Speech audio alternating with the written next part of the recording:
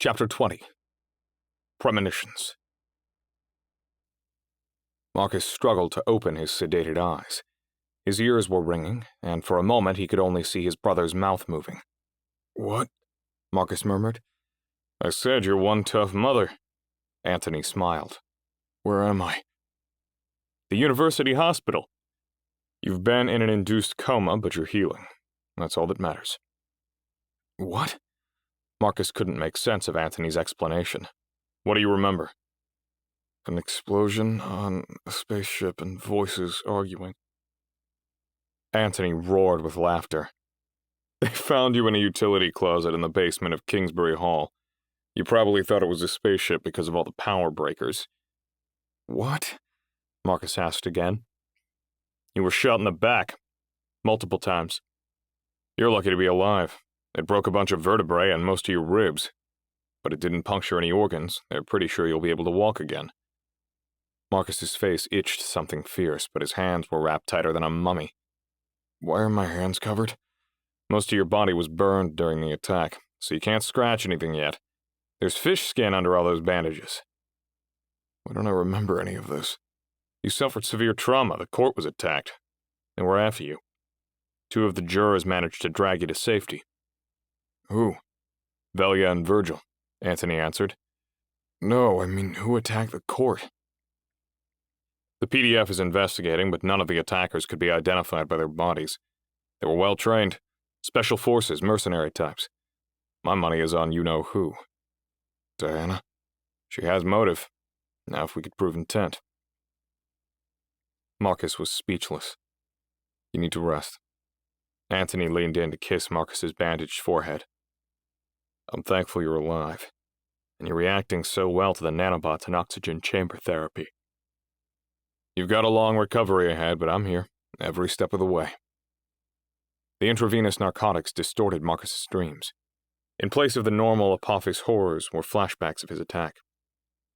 Fragments of his memory intermixed with possible imagination until a continuous stream of dialogue repeated like an incantation. "Virgil. Is he alive?" "Velia. He's barely breathing. His chances of surviving are low. He's been shot 3 times. "Virgil. Fuck. He's not supposed to die." Gunshots. "Velia. Where the hell are they? They know this is the rally point, right?" "Virgil. Yes, they'll be here once they've cleared the hallway." "Velia. How could they be this sloppy? He wasn't supposed to get shot. And how'd they manage to burn him up?" Explosions. "Virgil. His face is fucked. If those gunshots don't kill him, the infection from the burns will. Is he still breathing?" "Velia. What?" "Virgil, calm down, okay? Is he still breathing?" Gunshots.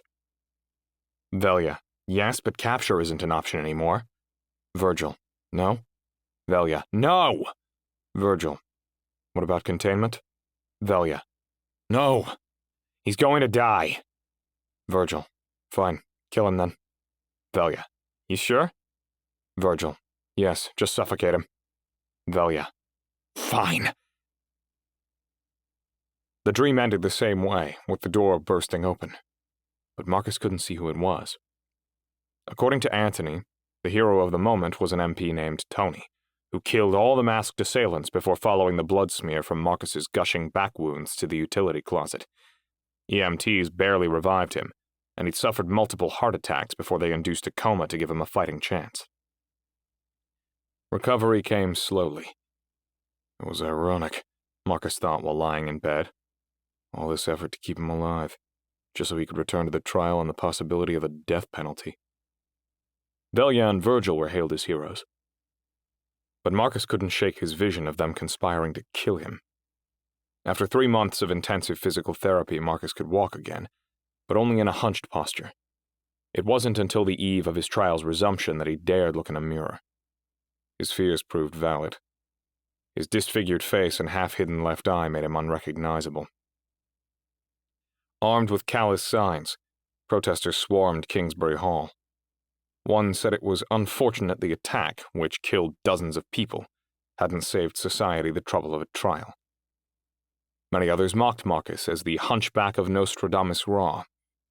The entire campus was in FP Con Delta, and PDF soldiers were out in force. Only the system itself would be allowed to kill Marcus. No matter what happens today, no matter what I say or what Benedict does, do not lose your cool, Anthony emphasized as they walked into the ruined shadow of Kingsbury Hall. Everyone gawked at Marcus's ghastly appearance. Do you hear me? Anthony grabbed Marcus by the wrist. Yes. Marcus sat at the defense counsel's table. Welcome back, everyone, Judge Jordan addressed the room. It's been a long road to get here, but we'll pick up exactly where we left off. Before we begin, however, I'd like to address the continued presence of 2 jurors who were instrumental in saving the defendant from vigilante justice. Exigency, in addition to the consent of both counsels, means they'll stay on for the remainder of our trial. That said, I'll remind all jurors that despite any feelings created by the failed attack on the defendant, you're still bound by your oath to be objective in this case. Now, with the pleasantries out of the way, the defense has the floor. We call Marcus Adams, Your Honor, Anthony announced. Sitting on the stage instead of at the defense table was a totally different experience. It seemed the cameras were jeering at him harder than the people in the audience. He hated having his back to the judge and jury. It triggered memories of Diana's hovering, unseen, at his polygraph months earlier. State your name for the court, asked Anthony. Marcus Adams. The luckiest man in the world. Something like that. One fact that's already emerged in this trial, and its ancillary moments, is that you're not a universally loved individual. It must be a heavy burden to carry. Other people throughout history facing far less have simply killed themselves. I didn't come this far to only get this far, Marcus replied. Good to hear. I don't think it's an exaggeration to say the entire world is on the edge of their seats, so let's jump right in. Were you right, or were you wrong, that Apophis posed the biggest existential threat humanity has ever faced? Marcus's heart was pounding, making him weak for breath. He'd believed the answer to this question so fervently for so long, but now he had to say it aloud to the entire world. I was right. The room muttered, and Judge Jordan did the usual settling to restore order so Anthony could continue. I'd like to pick up where Bill's earlier testimony ended, on the idea of prevention. That was your ultimate recommendation, right? Yes, Marcus answered. Months ago, Benedict said the story of your trial was waiting to have the moral written by this jury, but that isn't true, is it? The moral of the story was written when leadership refused to listen to you, when they refused to follow your plan of prevention. Because if they had, we wouldn't be here today, and you'd be free to do something else to help the world instead of taking the stand. Objection, said Benedict. He might as well be laying breadcrumbs along the floor of this courtroom with how hard he's leading this witness. Judge Jordan started to say. Yes, that's all true, Marcus replied. Sustained, Mr. Adams. I'm going to let that slight slide on account of the hearing damage your client suffered during the attack. But both of you have no wiggle room left. Do you understand? Yes, Your Honor. Anthony returned to Marcus. Tell us your version of the story this court heard during previous testimony. We have to go back to where this started, the academic year of 2004. It was my final year as a grad student. I'd completed my classwork and had to prove myself with a project. I bounced around until I was sent to Diana. I didn't seek her out. Do you feel she was the stellar mentor she described to this court? Not at all. Yes, she used her credentials to get the data, but it was all me. Diana had no idea how to handle that much information, or how to efficiently model it. Her suggestions were shallow and often wrong. It was my code, my algorithm. So she stole your thunder? Yes.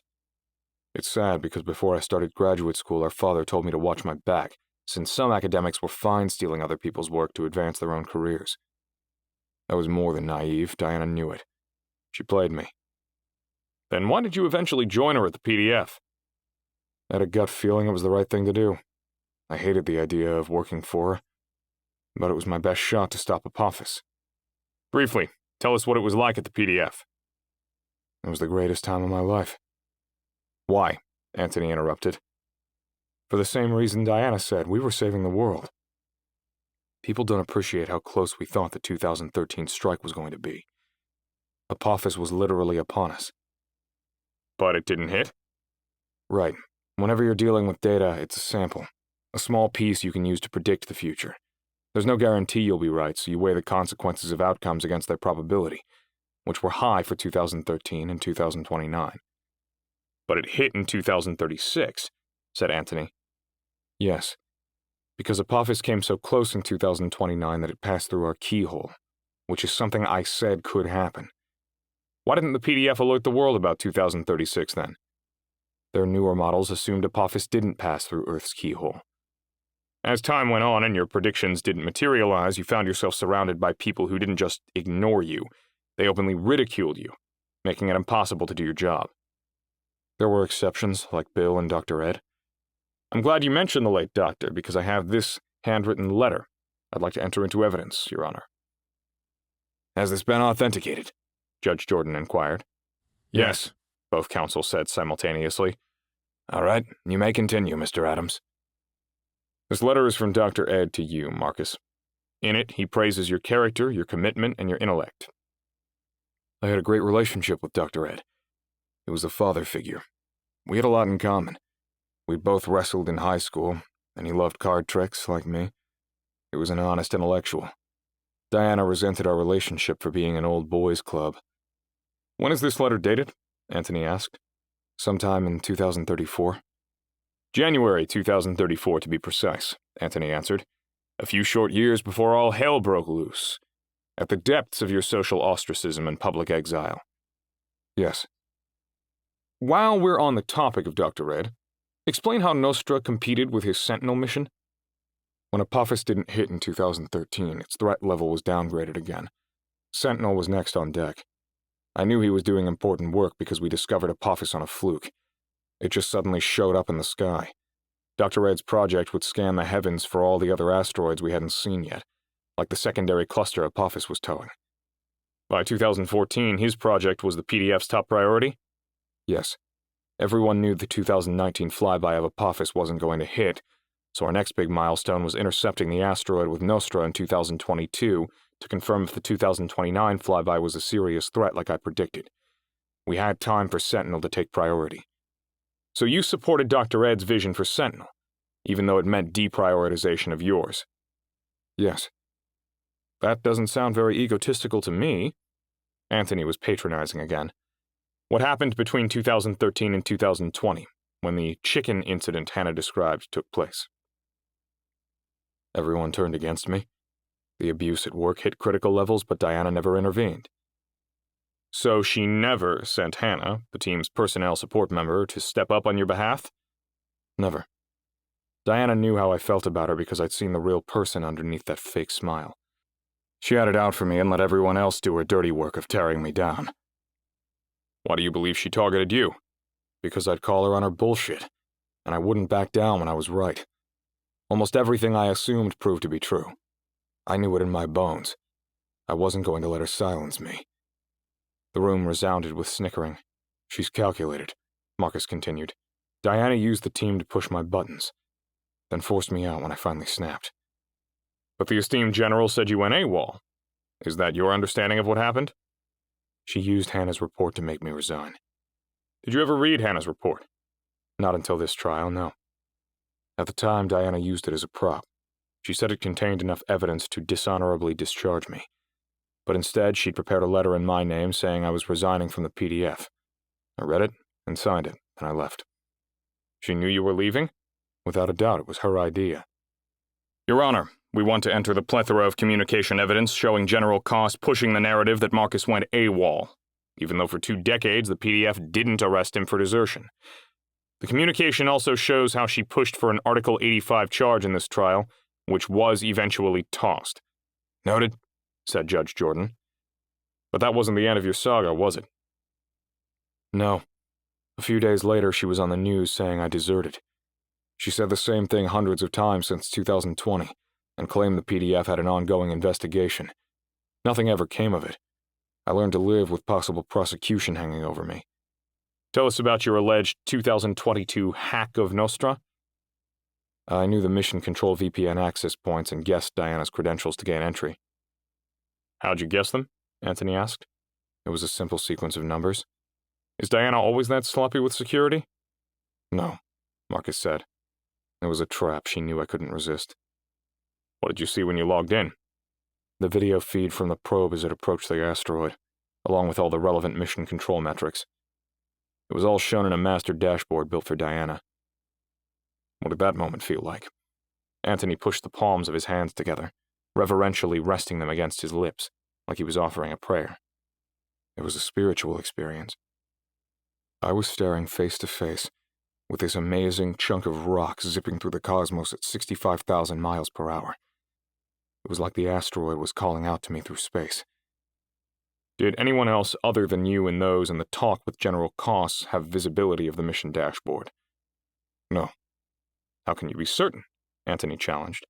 Because I designed the dashboard. What it showed, how the public feed worked, and who had access to which parts. What was the last thing you saw before the feed went dark? The probe had successfully moved into orbit around the asteroid, which was key for launching the probe and taking data measurements. I saw Apophis wasn't a contact binary like I'd theorized. It was a contact trinity. 3 gigantic rocks traveling in perfect parallel. I also saw a reflection of light off of an asteroid moon being dragged behind it. Then the feed cut out. You've seen the public feed. It doesn't show any of this. The public saw things hours after they had actually happened. What caused the mission to fail? Well, the official story is the probe crashed into the asteroid before getting into orbit. But you don't believe that. No, I saw it in orbit. I saw the system data and it was all fine. Then what do you think happened? Because you aren't claiming the probe is still alive, are you? No, the probe is dead. Diana crashed it into Apophis. Gasps spread through Kingsbury Hall. Judge Jordan intervened. Order! Quiet down, people! How do you know this? Asked Anthony. Because Compson told me, Marcus replied. Who was he? Compson was a member of Diana's inner circle and was present in the talk the night Nostra crashed. He's also the one who eventually leaked the mission data to me. He said that when Diana learned I was remotely viewing the mission, she cut all feeds, took over the controls, and manually drove the probe into the asteroid. Intentionally? Yes. Why hasn't anyone else confirmed your story? They're afraid, said Marcus. Compson died. So did Rick, who was also in the talk. She swore everyone to secrecy on the punishment of death, and they all knew how ruthless she is. Ultimately, she made good on her threats, so the survivors have stayed silent. So 4 years after the failed mission, and just prior to his death, Compson gave you the leaked data, which you released, despite the technical limitations of sharing such large files, under the penalty of death. Yes, I did. I ran more algorithms, and it was clear the 2029 transit would be too close for comfort. How close was too close? Asked Anthony. Apophis would pass between us and our artificial satellites. The public needed to know, but Diana hadn't said anything yet. Time was running out to avoid the consequences of her inaction. Why would the General crash the probe and hide the data? Because she saw with her own eyes that I was right about all my assumptions. Without me, she had no solution for Apophis, and she didn't want to lose her power, so she buried the truth. What happened after you published the data? Anthony asked. I was crucified. Diana accused me of being a doomsday charlatan, and people attacked my ideas, then me personally. But in 2029, for the second time, Apophis didn't hit? True. Marcus leaned forward like he was itching to fight, but it was by a razor-thin margin. It was another fatalistic day, Friday the 13th. Apophis was so close we could see it with the naked eye for the first time in recorded history. I was outside watching it and thinking how far we'd come from a small white dot on a dark screen in 2004. What was the public reaction when Apophis didn't strike? I was completely deplatformed. I couldn't go into public without being physically abused. Beyond face-to-face conversations and small unlisted online gatherings, I was silenced. Then, 7 years later, on April 9th, 2036, Apophis finally struck Earth, Anthony said before taking a long, dramatic pause. Tell me, what were you doing on Impact Day? I was asleep, and my wife Monica started shaking me and yelling about the news. The main asteroid and a few asteroid moons had already taken out multiple cities across Europe, Africa, and Asia. No one knew how many more were coming over the next few hours. I can still feel the teeth-rattling roar as one large asteroid passed over us. Monica and I ran out to our porch and watched it blaze a trail eastward across the atmosphere. That one hit New York City. killing everyone in the metropolitan area instantly, didn't it? Vaporized them, like everyone else in the other 10 megacities Apophis destroyed. This collision was determined 4.5 billion years ago when our solar system formed. It was a feeling of utter disbelief that I was alive to witness this. It took days for the strikes to play out, but then we plunged into the real hardship of rebuilding. What cities were hit? Can you list them all? Paris, Kinshasa, Cairo, Moscow, Istanbul, Delhi, Shanghai, Tokyo, Mexico City, New York, and Sao Paulo. Diana was off by 17% when she said 200 million died in the megacities. It was 234.2 million. What did you feel when this was happening? You'd warned everyone, now it was real. Sadness, anger, fear, empathy. The emotions came in alternating waves. But I recall feeling frustrated it could have been avoided. With gradual intervention, we could have ensured Apophis wasn't a threat. I'd been right. Marcus had an ocean of tears in his eyes. But I still failed to stop it. No more questions, Your Honor. The court was silent. Benedict lost no time in launching an attack against Marcus during cross-examination. Mr. Adams, your story is tragic, but how much of it is your fault? I don't understand what you mean. It's clear from everyone's testimony that you were hostile toward superiors. Do you deny this? No, because I was right. Yet you failed. You said so. Because every step of the way you turned allies into enemies. If you believed your conclusions, then wasn't a more political path prudent? Possibly. You claim to be an optimistic man. Absolutely. I may not be as enthusiastic as I once was, Marcus interjected, but I still believe in our collective power to improve the world. Tomorrow will be a better day. Do you give people the benefit of the doubt? Yes. Then why is there no example of this behavior between you and General Koss?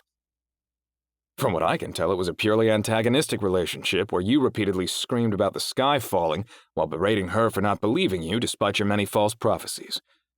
That doesn't seem to match your own description as optimistic and accepting. That's because I saw her for what she really... Mr. Adams, she is a decorated. Accolades and commendations don't mean shit. Promotions are all she cared about, so of course she got them. I already said she was calculated. She used to joke that she joined the PDF because soldiers would be the last ones to starve if Apophis hit. And you have evidence of this conversation? Marcus was silent. I didn't think so. Just like you have no evidence that General Koss had you sign a resignation letter, or that she killed your old colleagues, or that you can recall what Hannah said when she visited, because you were drunk. The thing about you, Mr. Adams, is you're a magnetic personality. You tell a great story. But General Koss saw through that, and the fact you couldn't control her drove you to insane lengths. You resented being secondary to her over the years. All we need to do is look at your social media posts to see how you default to hyperbolic and incendiary comments to hurt General Koss. Your behavior shows you wanted to muddy the waters to create a mutiny. Disrespecting superiors was standard operating procedure. You're a toxic bully, Mr. Adams, who destroyed your own office. Can't you admit it? Object! Anthony started to shout, but it was too late to stop his brother. I was right, and they were wrong. Marcus was seething on the stand. Are you even listening to yourself? You're proving my point, Benedict baited. You doomed us to suffer the worst genocide in human history. How dare you put this on me, you piece of shit! Your Honor, the prosecution would like to introduce nearly identical comments from the defendant aimed against General Koss during his arrest and then during his interrogation. In it, you'll see Mr. Adams resorted to the same tirades and threats after the polygraph deemed him to be deceptive. She forced me to take that, Marcus fidgeted. Can you repeat that? Asked Benedict. Recess request to speak with my client, Your Honor, Anthony said from the orchestra pit. Overruled. You'll answer the question, Mr. Adams, Judge Jordan commanded. At every step along the way, Diana has been doing things outside the law to ensure I'm convicted. That way she'll have a scapegoat to pin the public outrage on. She did this with my resignation letter. She did it again when I was arrested without signing my charge sheet. And she never got my consent for the polygraph. She's playing me, you, all of us. Anthony didn't have to hang his head for Marcus to know he was disappointed. But before he could feel any regret, Benedict hit again.